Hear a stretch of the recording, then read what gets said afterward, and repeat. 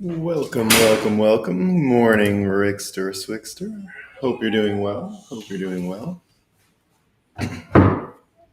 Move my stuff around here a bit. Oh, that would help. The microphone was extremely far from my voice box, where all the good stuff is coming from, right? We're just waiting for a few other of our morning team to get here. Let me tell you, though, I know the camera wasn't pointed outside today. We're going to figure that out soon. I'm trying to put a timer in or something like that. Um, but we're going to get some other system that makes sense here so that we can get a bit of outside view, but not have it seem like I'm moving a camera around because I don't know what to do. Morning, AR. Morning, AR. So, indeed, the sun is up and Bitcoin running. So, what's left for us to do but have a coffee and talk about what's new? Defina made it this morning. Way to go, Defina. Excellent. McTimmy is here. Good to see you, McTimmy. Good morning, Matt. Good morning, good morning. Hope everyone's having a good morning or day or wherever it is you're coming from. Good morning. What a day. Indeed, what a day, Joe. Morning, morning, bud. Morning, morning, Bitcoiners. Right? Morning, morning, Bitcoiners. We already did the sip, but I'm going to take another sip. Right?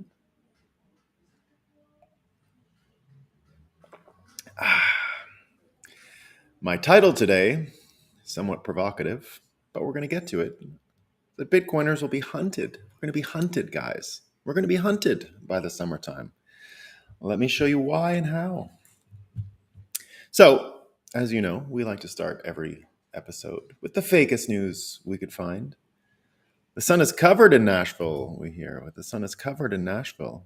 Oh, well, trust me, down here, I can give you some honest advice. The sun, proof of sun, it is up. We're doing well. Bon matin à tous.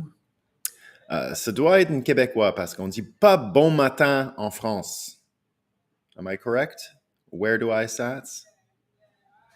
Bon matin is a Quebec expression. They do not say it in France. So I can tell you're a Quebecer. Like me. We love Quebec. Cloudy in Philly as well, huh? Yeah. It was cloudy here yesterday. We had some rains. Windy as heck these days, but we needed the rain. We had a bit of ah oui, je suis québécois. Ah, voilà. J'étais sûr et certain. Yeah, we needed it. We had some, you can't call it forest fires, but some of the sugarcane here had caught on fire, and boy oh boy was it cloudy, and we had all kinds of ash coming around. I would get all this ash in my backyard here. That's fun. Did you see this story? This is crazy. So there was a fella who, I mean, we got to make him a Bitcoiner. I just saw a bit of the story yesterday. It's a guy who got into a fight with a police officer in Texas in like 1999 or something. It was years ago. He got into a fight with the police officer. The police officer pulled him over for something, but the guy said it was bullshit. And indeed, it was not. It was one of those cases where there was no reason why the police would have pulled him over. He wasn't speeding. Maybe he was doing one of those license plate things. You know, I don't know if you guys know this, but in Vermont, it's a thing. People put their own license plates. They draw them on paper and put them in all the time. There's a lot of these like sovereign people that don't bother with license plates, which I love. I think it's hilarious. I'm sketchy on the licenses and license plates myself. I mean, I put license plates, but are they really like what? They're not always up to date and stuff like that. I pay my insurance, but I'm not so great with the licenses, driver's license. What I've got for a driver's license now is down to like a converted piece of paper, like an actual no picture or anything from Barbados, because I transferred over my old New York license to a temporary tourist license, driver's license, and I still use the New York one in conjunction with it. So far, so good. We're doing fine. We're doing fine. Yeah, tons of people do that, Joe. It's hilarious. So anyway, the point of this Texas guy is I don't know what happened exactly. He was pulled over, but it's true, and everyone admits that there was no real pressing criminal reason for which he was pulled over. So he ended up getting into a fight with the police officer because he was like, "Get out of here, man! I didn't do anything wrong." And the police officer and him got in a scuffle, and he pulled a knife, and he might have stabbed the police officer. I don't know all the details, but the funny part comes later. He ended up sprinting back to his home in the car, racing back home, and has taken refuge for 20 something years on his estate. It's 100 and something acres in Texas. And other people have come to help him. They've created coordinated patrols, and the police have never been able to enter the property because he said straight up, "You come in here and it's going to be a bloodbath." So he was actually, it lasted for years. He was pardoned for the offense back in 2014 because they finally admitted that the knife thing that he did was because he was being cornered by this police officer, and he called it unlawful, unjustful, da da da. So the charges were dropped or whatever back in 2014, but only recently did the police even back away. So now he can finally leave his property after 20 something years. Somehow this guy's got an interesting story, I think, right? So there you go. Pretty interesting guy. Yeah, and I think Daniel I don't know if it's in where you are in Vermont, Daniel. It might just be, so the north of Vermont is a different thing, which is where I live. It's called the Northeast Kingdom. Very poor, right? Very, very poor. But the most beautiful part of Vermont simultaneously. And maybe that's where some of these things go on, but it is pretty interesting. So there you go. Andy says, "I'm aiming for 100 acres. Yeah, I got 4. That's fine for me. I'm not really going crazy on the acreage. I don't know what to do with it. And Vermont doesn't let you just let it sit there. You'll have to pay taxes if you don't do anything and all that. So I don't bother. All right, team, let's get to our fake news of the day. We've got a lot of stuff to cover today. So the fakest news I could find, I'm going to go back to the Bukele story from The Economist because there's more that's come out about it. So Bukele has commented on it. So here's Bukele. So again, I'm going to read you the headlines. El Salvador's authoritarian president becoming a role model for nearby countries. And there's one piece of this story from The Economist that's actually super hilarious. So what they say is, if the murder rate stays down, they're warning, right? So he might become a role model. Oh my goodness, right? In 2015, they had the highest murder rate in the world, 106 people per 100,000 people. Last year, according to the government's figures, this had dropped to 7.8. So it went from 106 to 7.8. That rate puts the country on par with the United States. If its murder rate stays down, Mr. Bukele's influence in the region will grow. And here's the funny part. Tap on the link in our bio to read why this is dangerous for democracy and for human rights. I didn't have that piece yesterday. It's too good. So Bukele comes out and he says, is The Economist saying that the murder rate staying down in El Salvador would be dangerous for democracy? That's what I'm reading here, right? So I don't normally like to put the punchline into the fake news story, but Bukele did it, so I got to read it. And what Bukele comes out and says is the legacy media has gone full-blown kamikaze. So this is actually what they're saying. Like, I'm going to read it again. If the murder rate stays down, Mr. Bukele's influence in the region will grow. Tap on the link in our bio to read why this is dangerous for democracy. And I love how they use the word dangerous for democracy because you remember the NPC video of the compilation of all the newscasters reading the same script from all the different networks in America. Dangerous for democracy. I love that they use the same talking point here. It's beautiful. It's a chef's kiss, right? The same talking point. Dangerous for democracy. Oh my goodness, right? And they were talking about, imagine they were talking about fake news at the time, right? They, the journalists in that compilation NPC video were talking about fake news. It's too good, right? Hard to beat. So everyone in the world today talking about this Putin and Xi meeting, right? So it was 2 days of meetings and there's all kinds of comments. So they met, they signed a new deal for trade settlement. The big news that everyone's talking about is the settlement in Chinese renminbi and yuan. So a lot of people commenting on it. Now, you get the people who have the Ukrainian flag in their bios, and their big observation is the theater, the pomp, right? The fascists in their big rooms. It's all about big rooms. And indeed, there was a lot of pomp, there was a lot of ceremony. You had this coming together of Putin and Xi in a massive room, and everybody waiting on the sidelines, watching them come. And it was a real bromance thing. All kinds of bromance pictures coming out of this. Russians with Attitude has some,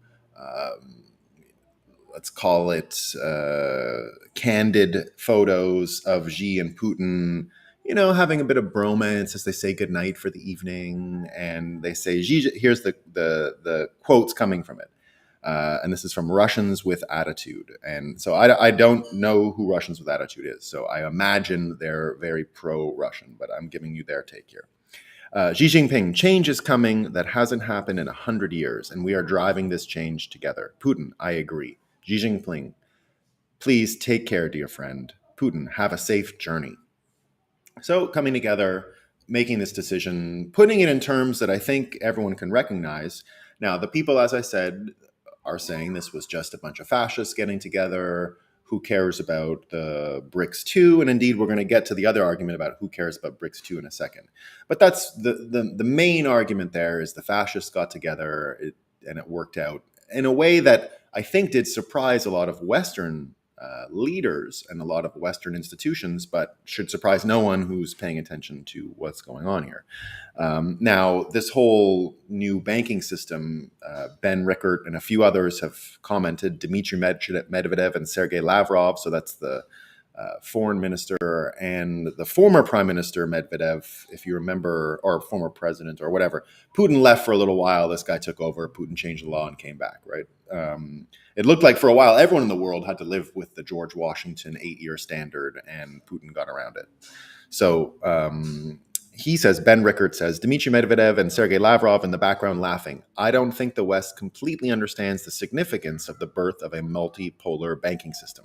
Bretton Woods 3.0, checkmate Western world. Another take from the serious report here, illusion. U.S. thought China would bring Russia to heel with respects to Ukraine war via Xi's visit. The reality is that today, China officially called on the U.S. to reconsider its position in the Ukraine war and stop adding fuel to the fire by escalating the war. So that was, one of the takes here. Now, a lot of people are commenting on what's going on with this new deal, let's say Bretton Woods 3.0, and what's going on with the unipolar world, war clandestine, who I think is, I saw the debate he had with DC, with Aubrey Huff, all about who's in whose bag. In the end, if you do follow the money, Aubrey does have a book, and the book relates to exactly his point of view. So is he anchored in the narrative of his book? I'd say yes. Right? I'd say yes. Now, I still don't know enough about war clandestine, but he did show his face. He did surface and defend himself against the accusation. So fog of war, we still don't trust any of these people, but he puts together interesting threads that I think are worth reading. So we're going to read it again. So what he says here is, regardless of your politics, every human on Earth needs to be on notice. Putin and Xi aim to defeat the unipolar world, which is another term for globalism or deep state. Americans on both sides are freaking out, but can we say for certain it's a bad thing? Putin has outlined in great detail that Russia's quarrels are not with the Western people, but with the ruling class of Western elites who aim to weaken, divide, and ultimately destroy Russia. Putin and Xi don't want to nuke Western cities and kill civilians. They are not the warmongering psychopaths the U.S. media has led you to believe.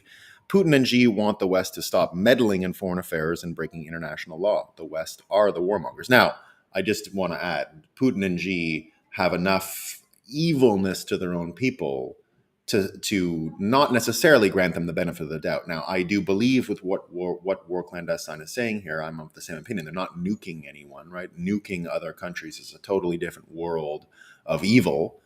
I don't think these guys are at all good to their people, and definitely have done things that I think we would all condemn them for and are terrible. So I'm going to put that out there just so it doesn't seem like I'm saying they're good guys or bad guys. I'm not here to say Xi and Putin are good guys in any way, right? That's not what we're here doing.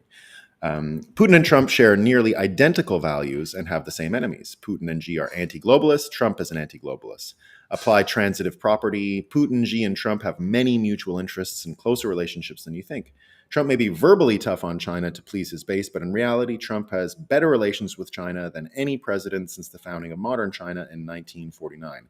He and Xi respect one another greatly, and they both share the same enemy of the Western elite. Now, again, I don't know if this is exactly accurate, right? I've seen and heard that Trump tried to do lots of stuff. He used his commander in chief powers in 2019, in late summer 2019, to try to evict American companies from China. If you remember, he tried to say to them, if you're still doing business there, you're actually opposed to American interests. So, again, I'm not going to say he's right on there. Now, I agree that Trump has a way of dealing with dictators that's kind of friendly, right? That I'm not going to deny. So that's something that you have to pay attention to. But lots of people now commenting on just how bad this relationship could be for America, but also for these countries. And Beauty On had a really good breakdown. If you guys don't know who Beauty On is, he's a beauty of a Bitcoiner. And here's what he says about this new Chinese yuan used as a settlement instrument instead of US dollars to trade with Asia, Africa, and Latin America. Because that's what they're trying to push here, right? Asia, Africa, Latin America, not using the dollar, using the Chinese yuan, and moving forward. So Beauty On says this is fundamentally the wrong decision. By maintaining fiat money as their money, BRICS are still enthralled to the evil empires because the form of money they use comes from the empire through the child molester Keynes and his Keynesianism. They're building on sand. Just one second.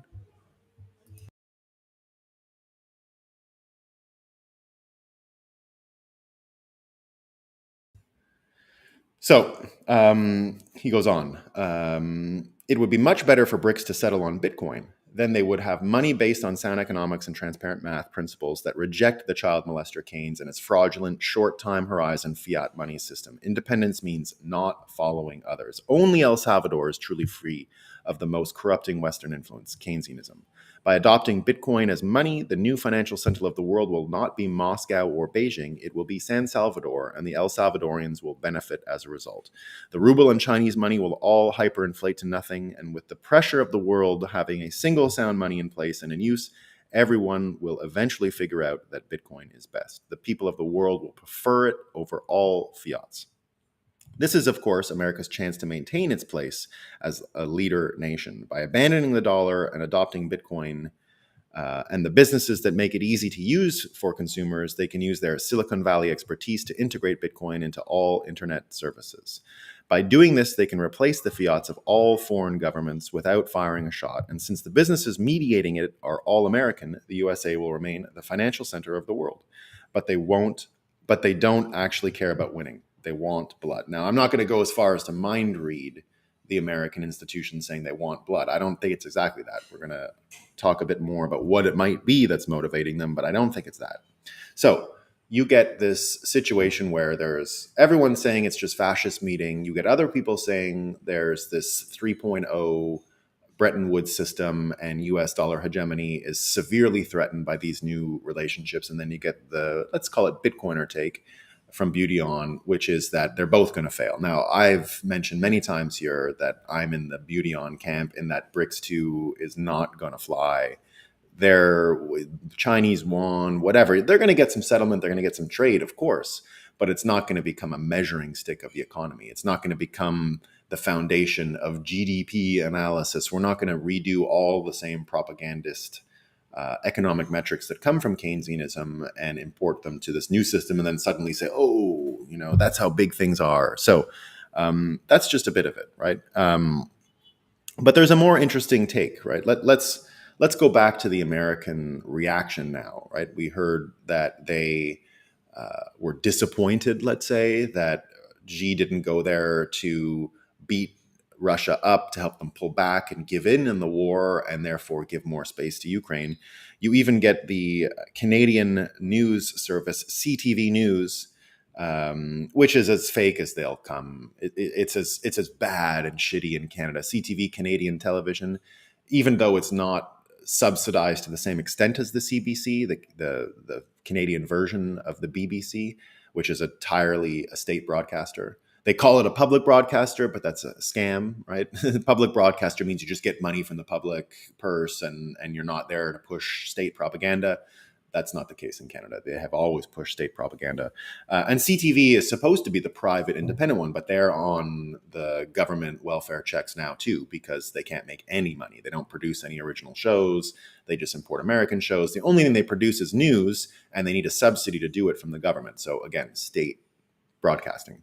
So CTV had a headline today, which is Canada's foreign minister says China peace talks in Moscow will prolong the Ukraine war. Right, just from that meeting, we're going to get a longer war. Apparently, right? That's the Canadian take, and you had that take sort of all over. John Kirby, the guy in charge of this, the Department of Defense fellow who's in charge of this, gave a bunch of talks yesterday and repeated the words American leadership, American leadership, American leadership everywhere throughout. He says countries that chafe and bristle at U.S. leadership around the world. And he says again, they certainly would like to challenge U.S. leadership around the world and more on U.S. leadership around the world. And Caitlyn Johnstone, who we bring up a lot here, an Australian independent journalist, had the following to say. She said, the Biden administration's John Kirby repeatedly talked about American leadership of the world in a press conference yesterday in reference to Russia and China. What's the difference between saying you're the leader of the world and saying you're the ruler of the world? And in a certain sense, you can see the projection, right? That America insisting it's the leader of the world, that everything is the same as it used to be, that everything is going to go according to the plans of these folks.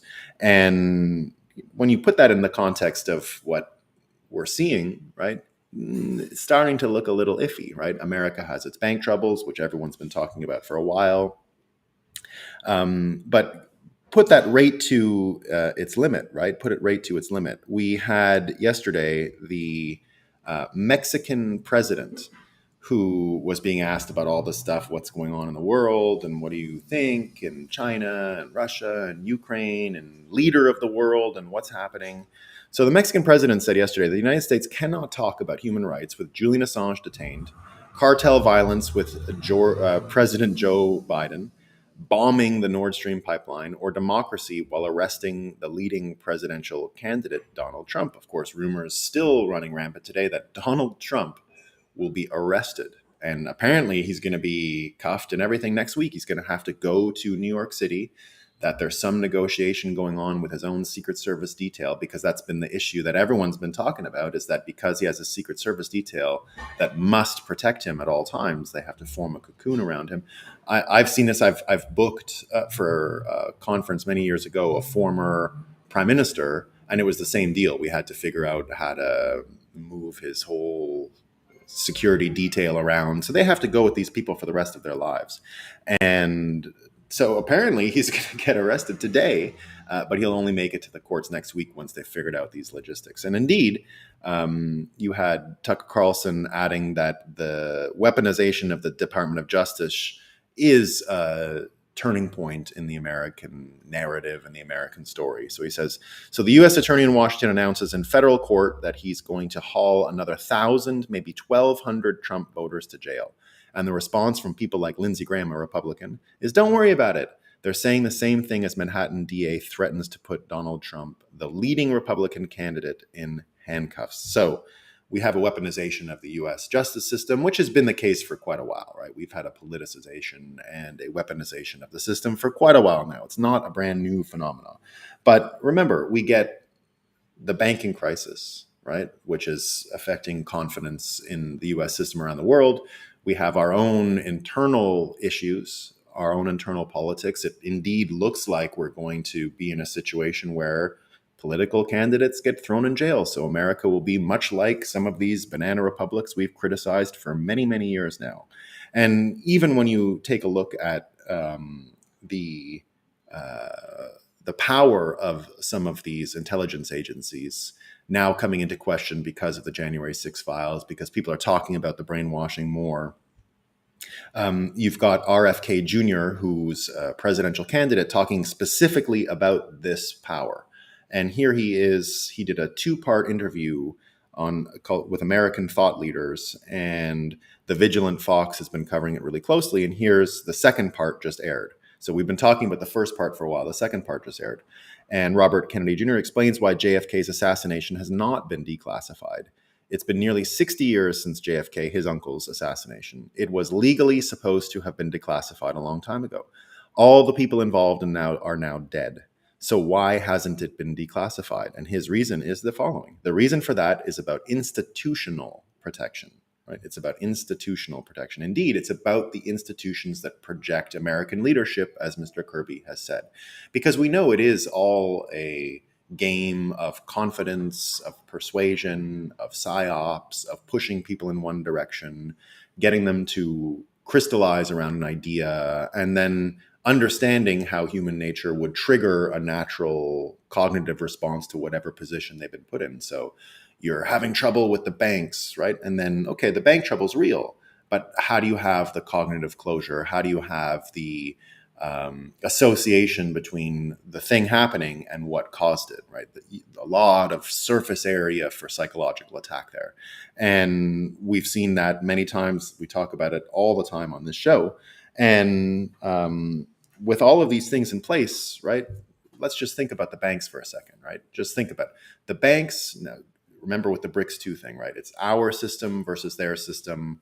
It's the European euro and the US dollar versus this Chinese yuan and renminbi and ruble and what's going on, right? So now remember, it's about language and it's about what's being conjured up, right? So you get Janet Yellen, right, talking about temporarily insuring all bank deposits. So we're at the 31 trillion backstop now, right? Just what does that mean? It went from 2 to 17. Now it's at 31 in 1 week, right? So changing stories, right?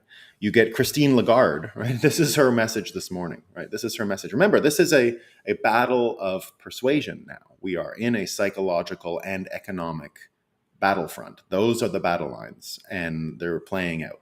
So here's what Christine Lagarde said this morning about the tensions. Now, we are expecting a Federal Reserve announcement today about interest rates, right? Everyone's confused about what's going on with the crash and where we're headed.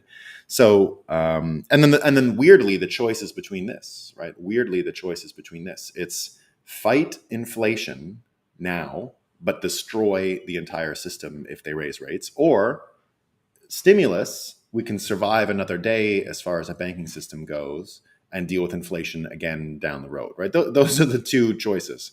It seems like an easy choice if you were in this position, but it's not going to be that way. Here's what Lagarde says about what they're going to do, right? So that's the Fed today, but here's what she said. Tell me if you can make any sense of this. This almost made the fake news of the day. It's so stupid. But here's what she says. She says, we are neither committed to raise further, nor are we finished with hiking rates. Okay, I get it. She also has admitted that the Eurozone cannot fully recover the wealth loss due to the energy crisis. Cannot, period. There's no way for them, unless they solve energy, to get to this. Are they going to solve energy? Well, France, again, crippled with strikes, right? If you are paying attention to what's going on in France right now, there's no gas in the gas stations. They've bottlenecked transportation, roads and highways and everything for a while now. Burning parts of Paris. Lyon today, the third largest city in the country, going to be burning. The protests have spread, and it's just over like retirement age. It's not even over any of the big stuff that we talk about all the time. It's just over something little. But Lagarde here, and this is from Wall Street Silver, when talking about this yesterday and talking about CBDCs, which is where this conversation today is headed, she says the following, right? So Christine Lagarde admitting that central banks don't do central bank digital currency, they lose control. They want, I don't want to mind read her too much, but her exact words are the following, right? When they're pushing her about CBDCs, what's going on in the world, policy, rate hikes, She says this yesterday. She goes, "Where do we stand? We stand for bankers. We stand for bankers." Now, she's not the brightest person going, Lagarde, right? She's quite stupid, actually. You can tell just by trying to listen to the stuff that she comes out with. I mean, educated, but she comes out with stuff that only she could believe, right? That's sort of a sign that you're not that smart when you say something, and because you think you're smart, you think that whatever you say is good, right? It's got to be wise and clever and all these things because people have blown sunshine up her ass for years. That's why she's the head of a major central bank. And when that happens too much, you end up saying stuff like this, right? She stands for bankers, right? In a world of persuasion right now, I don't know if you want to go with that. I don't know if you want to go with that line, right? We stand for bankers. So you get widespread distrust, as RFK Jr. has mentioned, in American institutions. You have widespread distrust in the banking system, and certainly widespread distrust in the political and legal system now that things are turning into a banana republic, right? Like they were arresting political candidates. And don't think it's not going to stop there. It's going to be everyone for everyone. Right? You're going to have other states that are going to start arresting Democrats for reasons that we can only imagine and that are very stupid. And it's going to continue, right? You can imagine it's going to continue. So we get this White House paper. So I'll get to the White House paper in a second. So we get this RFK Jr. Mexico thing. We get Mexico commenting on America's lack of soft power, of its lack of credibility, of its lack of bully pulpit, the bully pulpit basically being destroyed and weakened. And again, you remember this Kirby guy going on about how leadership, our world leadership, right? Remember, just put the picture in your head of Joe Biden being the leader of the free world, and suddenly you're laughing and it's hilarious, right? The idea of it is absurd. It's absurd these days. So we get all of this widespread distrust in these institutions. But here's another story. And I just want to tell you that this is, I think, where things are headed. So Newsweek today, right? Newsweek today, with all the stuff going on with Trump, right? With the political instability. Now, remember, we've got psyops, we've got lack of confidence in banks, we've got narrative builders, dream weavers, we can call them, and we've got this failure of our justice system. And here's what Newsweek reports today. For real, I'm not kidding, right? And if this doesn't send you chills, and I'm gonna tie it together in the next thing that I mentioned, then yeah, we got some troubles here, right? So here's what Newsweek is reporting: that Trump supporters plan a bank run to protest his arrest. Wall Street Silver takes that headline and says the following: looks like the corporate media is creating a new fake narrative to blame for the bank runs. Indeed, I can imagine a world where they turn Trump into the bad guy here, right? They've gone from 2 billion backstop, 2 trillion backstop to 17 trillion backstop. They're at 31 trillion backstop now. If you listen to Balaji, they've been bankrupt for a long time or insolvent for a long time. Everybody knew it. Everyone proceeded. That's what I see, right? That's what I've seen for a while now.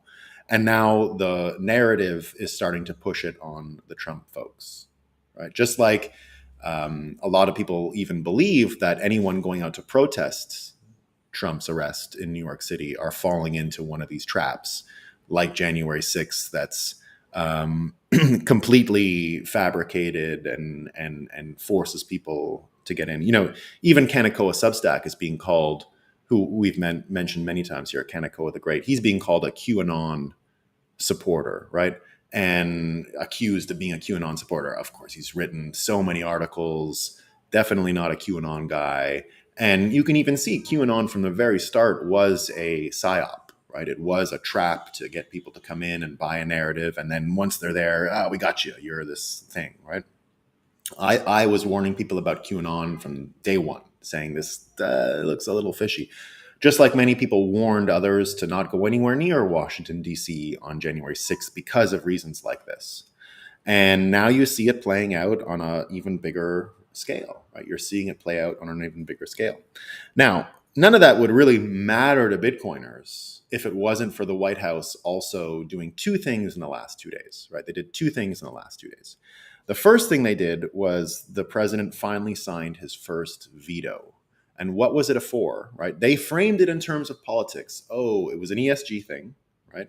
And they said, oh, ESG, we have to do this because MAGA hates it, right? In the same way that MAGA is going to be responsible for the bank runs now, MAGA is responsible for not letting pensioners make money because it's about where you put your money into, where you put pension money in terms of investment. So what ended up happening was the Senate and the House both banned American pensions from being invested in these ESG schemes, right? They banned it.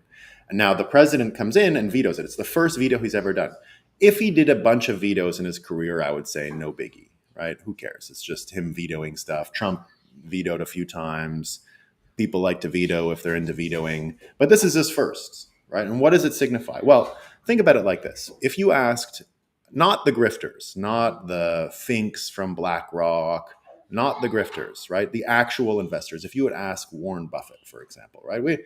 Bitcoiners have enough trouble with Warren Buffett criticizing him and seeing through some of his bullshit. But I don't think any Bitcoiner should deny the idea that Warren Buffett is the greatest investor of his generation. He just is, right? The scorecard is such that it's hard to deny. Now, I don't agree with Coca-Cola and his ridiculous investments, right? I'm not that interested in that. I'm interested in the systems he used in order to get where he is because they're interesting, right? You can't deny that he has a way about looking at the world that is systematically pretty good and should be paid attention to. If you'd ask him about ESG, he would tell you scam, stupid. No one should do this with their money. No one should interject these other concerns because, first of all, the two ideas, right, in environmental concerns and social and governance concerns independently could be valid, right? We could all say we want to make policies for more social cohesion. We could make policies that are better for the environment. I think everyone independently agrees with those two things.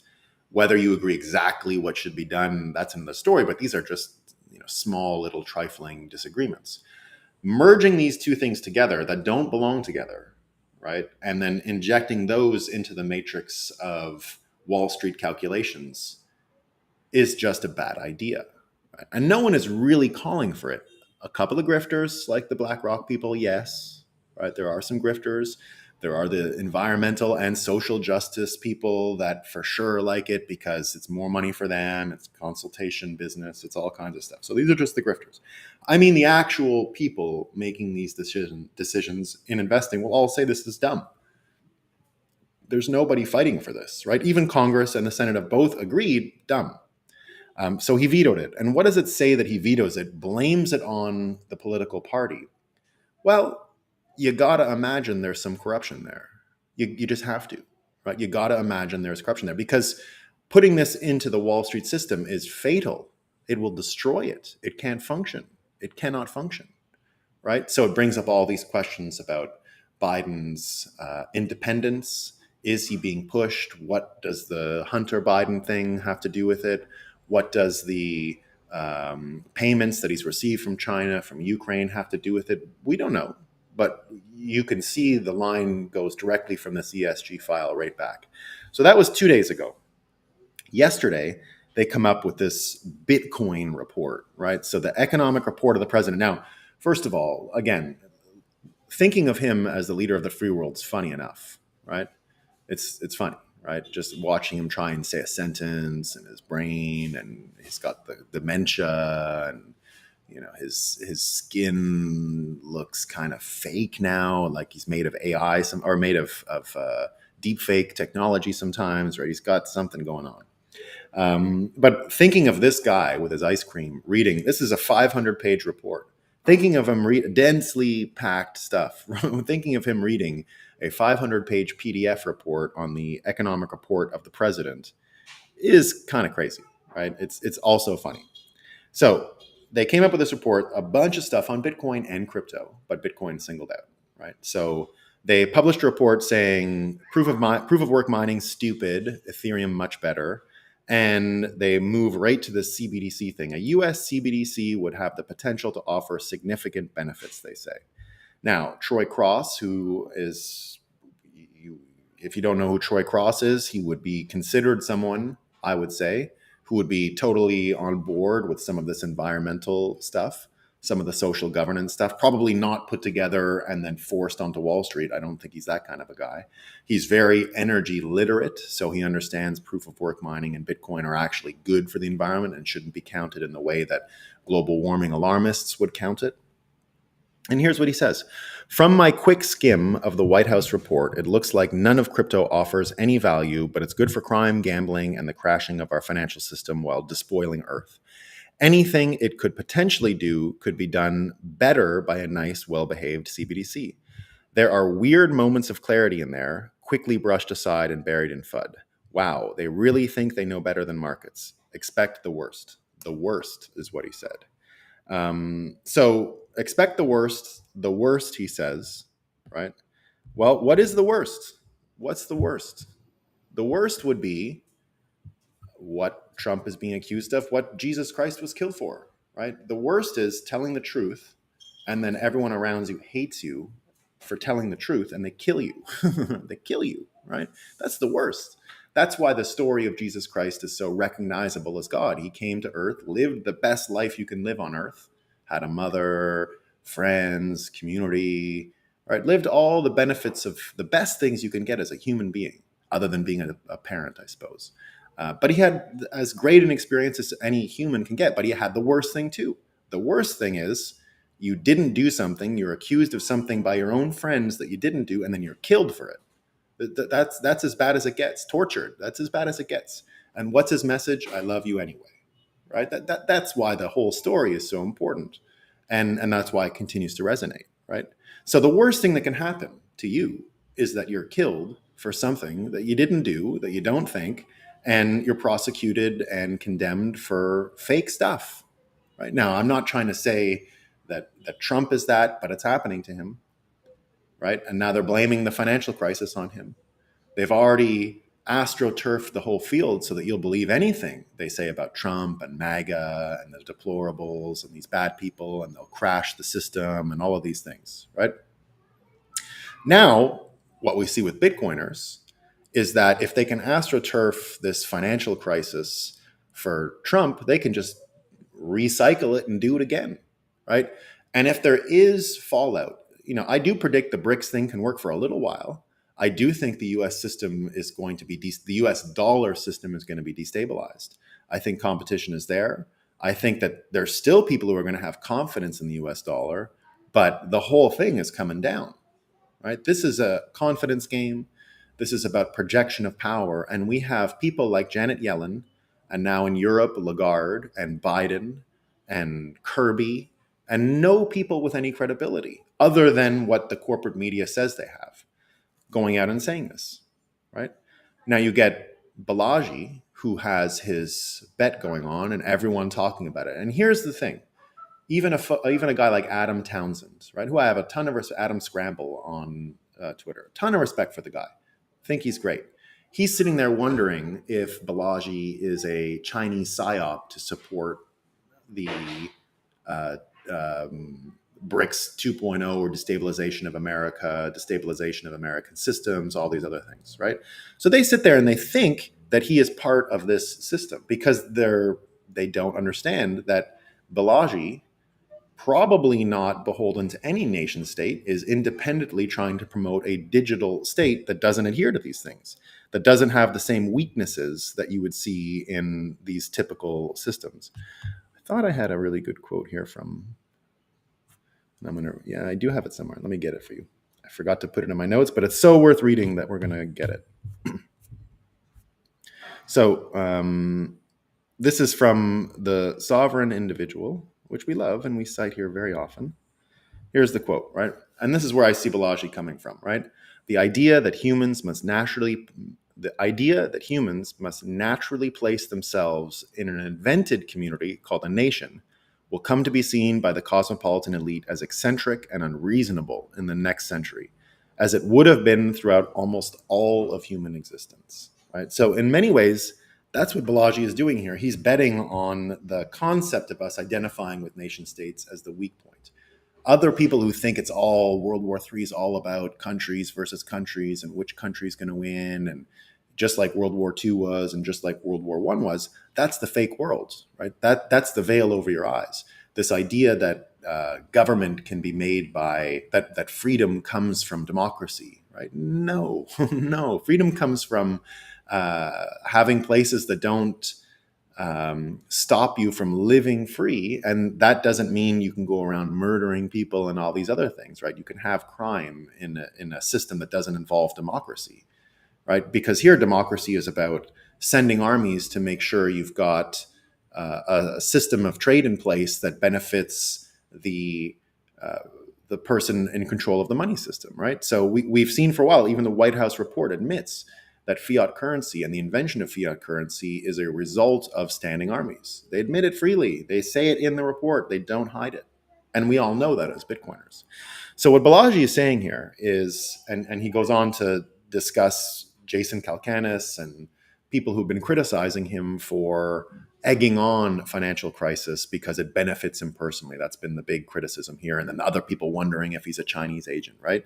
What I see as someone who's interested in a digital sovereignty and is placing a bet that these countries and these systems that aren't digital sovereignty, that are nation state sovereignty, will cancel each other out. And so he says, Jason, I'm glad you recognize the distinction between reporting on the Fed's crisis and causing it. So he goes on to say, in short, the hyper Bitcoinization bet is about settling an ideological matter. I did not propose the bet, but only accepted it. I have absolutely zero profit motivation. I am never selling Bitcoin for USD unless legally compelled to do so. And I'm holding Bitcoin until the US dollar is no longer the reserve currency of the world, again, unless legally compelled to do otherwise. The only other time I've rung a fire alarm like this was in January 2020. So some people saying, tying that, oh, he was working for China, he caused the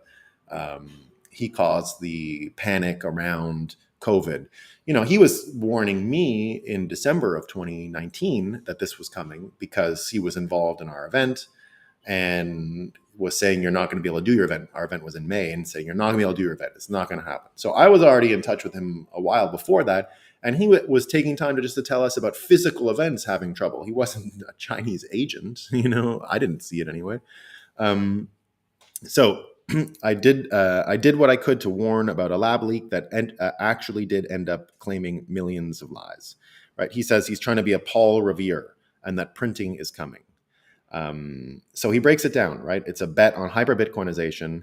The record shows that I put the bit signal before I made the bet, giving out $1 million of my own money to raise awareness of this stealth crisis, the digital devaluation of the dollar, before it was known to be a crisis. The record also shows that I didn't propose the bet. So he goes on here. And, Jack and other people have proposed the prospect of hyper Bitcoinization for years. And then what he says is, to allay questions about my own motivation, I publicly commit to never selling Bitcoin for USD unless legally compelled to do so. And I want to keep hammering that home because it is important. While I still respect many individual Americans, I no longer have faith in the US currency or banking system. I am sadly not alone in this loss of faith in US banking. Moody's has downgraded the US banking system as a whole. Many Indians have been forced to move funds from collapsing US banks to India's gift city banking system. I don't know what that is. And in a development that should be worrying for the world, Chinese banks are soaring as Western banks are failing. If the USD fails, the free world needs Bitcoin as the reserve currency, not renminbi. Finally, after 10 years of being in the public eye, with tens of thousands of tweets, 50 plus hours of podcasts, and hundreds of pages of writing, there are enough people with context on me to know that I am not a trader. I rarely discuss price, and not a traitor. He says, I'm not a trader, not traitor, and do not do John McAfee-like stunts. I am ideologically driven personally, an ideologically driven person who believes in Bitcoin, and everyone who knows me can testify to this. But this is the important part, right? That when he says he's not going to be compelled, he's not going to be, he's never going to sell Bitcoin for US dollars, won't be compelled unless by law. My prediction now is that if they do run a blame game, if the Trump blame game doesn't go far enough, and they manage to get the CBDC in, and now it's looking more and more like they're going to close the off ramps to the US dollar, from Bitcoin to the US dollar, or vice versa, the on ramps. in July. That's when the FedNow system goes live. That's where a lot of people are starting to say they're going to create a ban, more or less, ban on Bitcoin and the on ramps and off ramps. It's looking more and more like it might have to do that. Now, I don't think this is going to come from any logical reason, but if they're corrupted on ESG, if they're corrupted in their understanding of the economic policy, if they're ready to do whatever it takes to keep the US dollar in its position, and that's failing, they're going to run out of enemies. Right? They can't actually fight other countries. Like, that's not going to work. They can't go fight other countries. Like, no one cares. No one's fighting for America, right? Give me a break. We're already entering that zone as Americans. I'd say most Americans are a little ahead when it comes to this idea that, and they used to be way behind. They used to be, patriotism was one of the albatrosses of American Bitcoiners, because so many Americans love their country, love their money, and the money and country were part of it. I've mentioned many times on the show that one of the major advantages that Chinese Bitcoiners have, is they have a culture that they love, but it's not from the money, it's from other stuff, right? And now America has plenty of culture, right? We can talk all we want about American invention. American music, for example, one of the greatest inventions in the whole world. It's not even close, right? Of all the things America's invented, its music is amazing, right? So this is an amazing place filled with amazing people. And as they've watched their country change so much in character and profile in the last, whatever it is, since the great financial crisis in 2008, and even before, I suppose, with the Iraq War, how much American self-perception has changed about the country means I don't think we're going to fight any wars. So what's left? What war would be left for them to prop up the US dollar as the psychological engine of the global economy? The Trump situation can't, I mean, maybe they're going to keep it on MAGA, maybe they're going to keep saying it's Republicans and da-da-da-da. But what I see in the ESG thing, in conjunction with this new Bitcoin report, and with what Troy Cross said, expect the worst. The worst. The worst is we're hunted. The worst is we're blamed. Now, I don't mean they're going to come with a gun and shoot people on the street if they're Bitcoiners, but I think they're going to start making lists, right? I think they're going to start making lists of who's troublemaking and all this stuff, and it will happen by the summer. If the Fed now thing becomes ubiquitous because it has to be 100% bank deposits and there's a change in the American financial system, they're going to need a contrast. You're going to need an enemy, right? They have their enemy now in Russia and China, but America can't handle enemies of this scale. We can deal with, like, Iraq. Like, we can deal with, like, Venezuela, maybe, right? We can't deal with China and Russia. There isn't enough capacity and will amongst the people. They've estranged an entire half of the population, are about to arrest their leader, right? Half of US believes the election was fake and that Donald Trump is the one people should have allegiance to. Half the country. And the ones with the guns, the ones who would normally go fight, right? So what's going to happen? Well, you're running out of enemies, and they're going to need an enemy that's small enough, and it might be us. It might be us. So I've never said it out loud. I've never actually thought this, but today I'm forced to say I think we might get hunted for real. It's not cool, but we're going to be fine, guys, because in the end, indeed, the BRICS 2 shitcoin ain't going to make it. Right?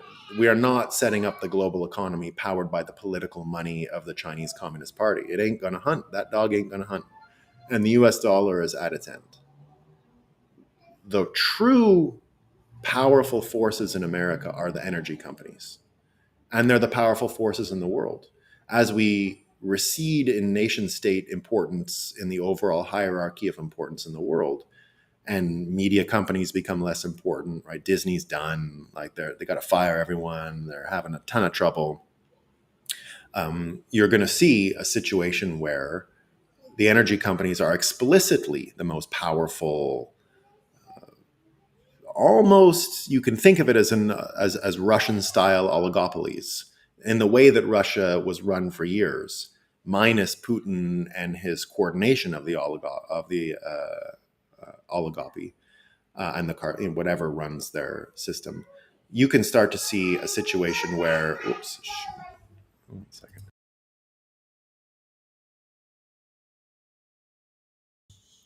You can start to see a situation where Americans are turning to get some kind of orientation in the world. Luckily, energy companies in Texas already learning about Bitcoin, already protecting Bitcoiners. So I think in the end, American federalism will save us. I think Bitcoiners will be hunted maybe by the federal government and the federal apparatus.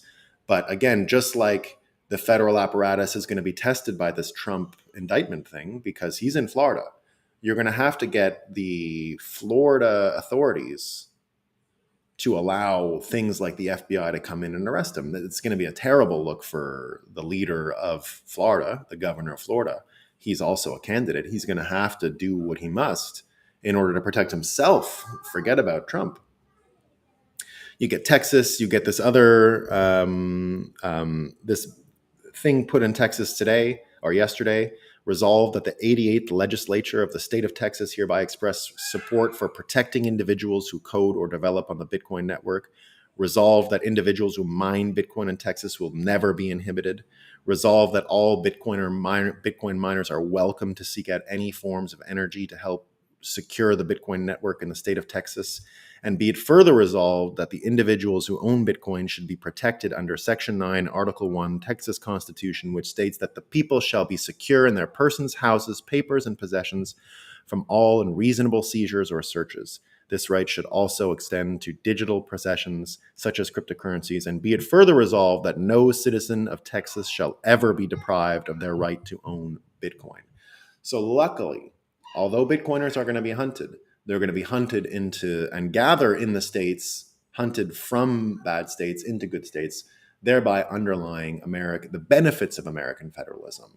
And I think America survives because of the dexterity and flexibility of federalism, because of places like Texas and others that will definitely say, get out of here, US government. And that's what the rest of the world is kind of saying too. So if you have individual US states, particularly a state like Texas, saying something very similar to what's happening in something very similar that's happening in the rest of the world, you've got some traction, right? So I think by the summer, we're going to have this all out in the open. All of it's going to be out in the open. So there you go.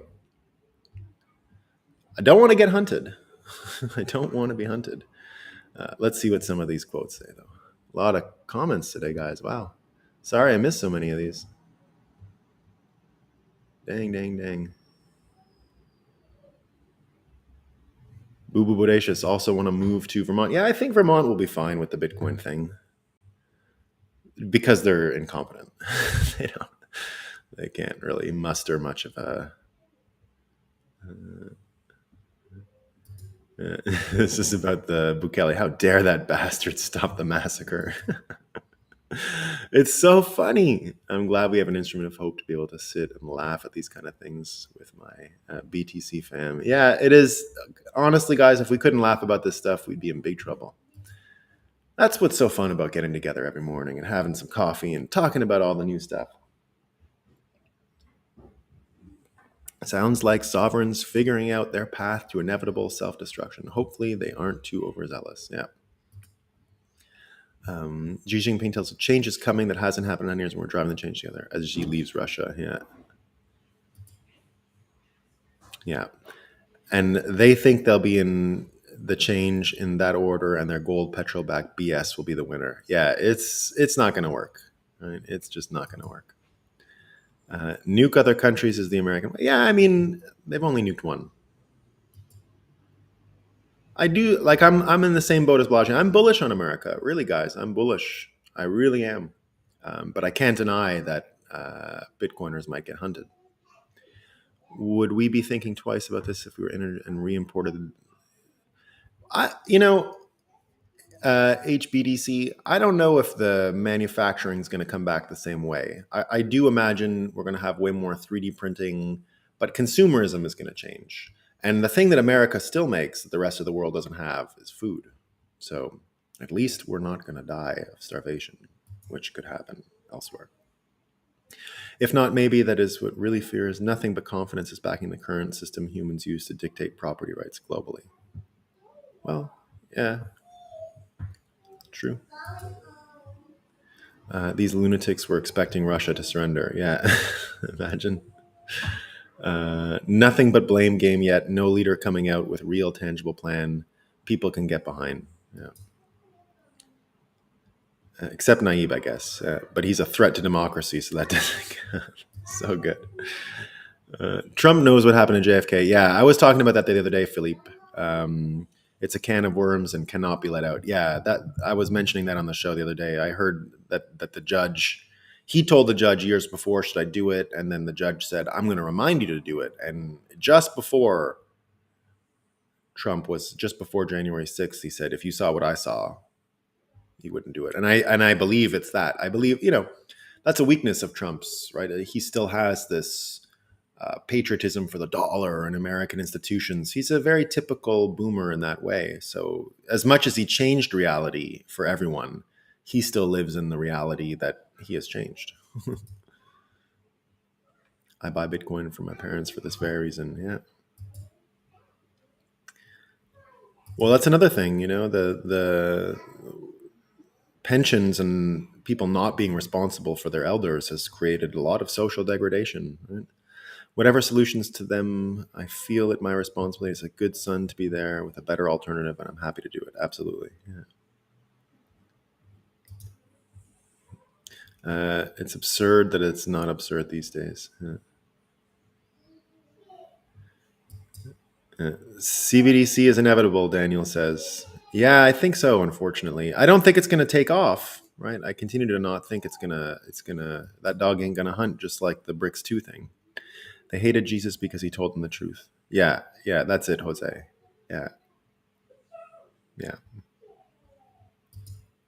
We got to love them anyway, though. We gotta be there for these people when they wake up, no matter what crazy things they say about us now. The path to UBI and a CBDC is slowly being revealed. The food crisis to use an excuse for food, yeah, I agree with that. U.S. won't be able to exploit inflation anymore. That's a major difference. The feedback, what feedback there is in fiat, can't be extended and pretended. Balaji made an interesting. Losing the million isn't pleasant, but it's a bold way to sound the alarm. Yeah, I don't think he cares about that. I mean, he made so much of this funny money over the years. I don't think he gives a shit. Just look at what he made off of Coinbase itself. I mean, his one gig at Coinbase. And I will say that I took a great amount of pride in the following. I was working on some stuff for the Kraken Bank, simultaneous to Balaji putting out the the filing for Coinbase to go public in January 2021. And that was Balaji's one of his main jobs at Coinbase, was coming up with a public listing approach and strategy. And the filing that they had was almost identical to a document I had written internally in Kraken to explain what we were thinking about Bitcoin banking and what it would look like and how you would integrate the type of accounts we had created, these bailment accounts, these fully funded accounts it's the safety deposit box for cash account, right? So the important part is it's not just relying on proof of reserves. It was the combination of proof of reserves and your account structure, which meant that in any bankruptcy proceeding, all the money is still yours. You're not actually lending money to the bank, right? You're not, as a depositor, you're not a creditor of the bank. It's your money in the bank. So it's fully reserved with proof of reserves. But anyway, that's not the point. I had done, it was more about how to, make money and where your money comes from and da da da. And the foundation was this idea that the proof of reserves tool as a signal to the market of confidence being how much you actually have in your institution would be a powerful beacon. And I showed a bunch of products that could come after it. and it was identical to what Balaji had written for Coinbase. So I was really happy when it came out because I was like, yeah, we got the same report. It just made me feel like I got it right, put it that way. Jose asks, what happens next? Yeah, that's what comes with next. Yeah. So anyway, Balaji made a ton of money. I wouldn't worry about the $1 million. He doesn't give a shit. And if that alarm, and he was at A16Z for years. He has his own things, and blah blah blah. If that alarm is taken seriously by some, the rise in demand for Bitcoin could likely compensate for that loss, given his BTC holdings. Yeah, that's part of it. But again, he's willing to pay for the $1 million for marketing. I mean, that's what it is. It's marketing, right? So a bet is marketing in this case. It's just marketing money. What happens next? Yeah, hunted, man. I can't say what exact events will happen, but I believe it will be a confrontation of self-discovery for individuals while authority figures continue. Yeah. In the end, that's why we talk about it always in terms of Jungian psychological development on the show. That's why we talk about just the idea of encountering your shadow, the process of individuation and how important it is. Ultimately, if you don't go through that, you're going to be very lost in this process. And Bitcoin is helpful in that, right? It is helpful in that. I've been expecting a ban. I'll work as well as the ban on protests in France. Yeah. Yeah. I guess, yeah. I mean, the French thing is, France is going to work out too. Yeah, exactly. I'm bullish on humanity, and I'm bullish on Americans, honestly. America, another story. And by America, in this case, I mean USA Inc. in Washington, D.C. Yeah. Yes. The Narwhal Tacos has it here, right? For what it's worth, American authorities love invisible enemies. That's my worry. It's easy. It'll be easy. 100% Death Star will be pointed at Bitcoiners, like French Revolution. The bankers, politicians need a scapegoat. Bitcoiners, easy targets because of the money. Yeah. Yeah. Indeed, let them come. Yeah, let them come. It will be painful for a time. I hope I'm wrong, but so are emails, gold, the internet itself, and plenty of other shit they tried to ban. The government will need to grow immensely to fight this imaginary. Yeah, no, it's not going to be successful, guys. It'll look like this. A lot of people, Scott Adams is one who predicted that Republicans would be hunted after the 2020 election, and he did this in 2019, or no, sorry, summertime 2020.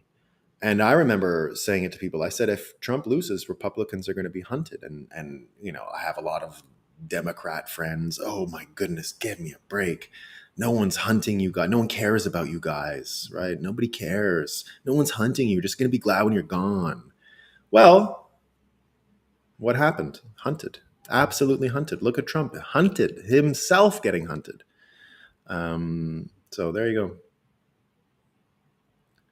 McTimmy might move to Texas.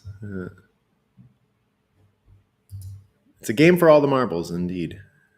Indeed. More realistic fear is an unrealized cap gains tax on crypto, which we force KYC. Yeah, that's not good. I can't see any way the protocol for US CBDC can be rolled out worldwide. And if it can't worldwide, then foreign euro dollars become orphaned. Yeah, again, it's a psychological engine, and they're going to make a million mistakes. That's why it's not going to work. The same with the BRICS 2 thing, right? You can't actually architect this stuff. It's too complicated.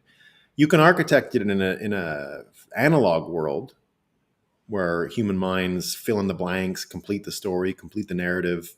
Oh, the bankers know what they're doing, But now that we don't live in that world and we're forced, I mean, is Janet Yellen going to design the system that will capture the world in this? Like, not going to work, Favorite Pooji bromance moment? Yeah, I mean, I don't care about these guys. I just care about their.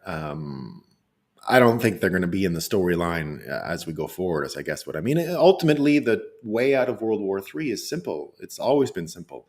When the people of America realize how much in common they have with the people of China and the people of Russia, And they say we've had enough of all of these guys. And the one way to do it collectively is this system, Bitcoin. We're going to be done with them. So I think we're done with them all at once. All at once.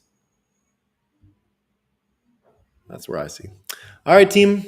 Got to let the kids out of their cage. It's a big enough house. They're fine. But they're bouncing off the walls. All right, team. See you tomorrow.